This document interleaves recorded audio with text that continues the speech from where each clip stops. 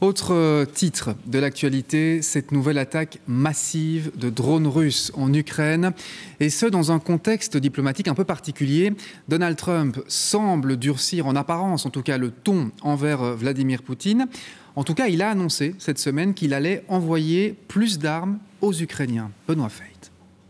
728 drones et 13 missiles auraient été tirés depuis la Russie cette nuit, selon l'armée de l'air ukrainienne, qui assure en avoir intercepté la plupart. L'attaque a malgré tout fait 1 mort et 8 blessés.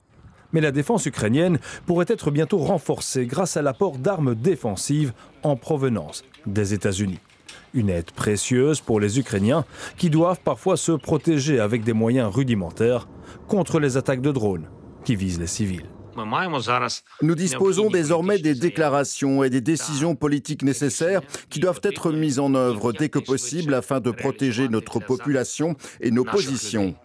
Donald Trump a en effet annoncé qu'il allait renforcer la défense aérienne de l'Ukraine pour sanctionner Vladimir Poutine, dont il se dit très déçu. We get a lot of bullshit thrown at us by Putin, for you want to know the truth. He's very nice all the time, but it turns out to be meaningless. Moscou n'a pas caché sa désapprobation face à la décision américaine d'armer l'Ukraine. Et cela au moment où Washington tente toujours de négocier un 3e cycle de discussion pour une sortie de la guerre. Même si officiellement, la Russie se dit toujours ouverte au dialogue. Vous savez, nous sommes plutôt sereins à ce sujet, même si Trump a un style assez dur, notamment en termes de langage. Malgré cela, nous espérons que Trump et son équipe poursuivront leurs efforts pour faire avancer le processus de règlement ukrainien sur le plan politique et diplomatique.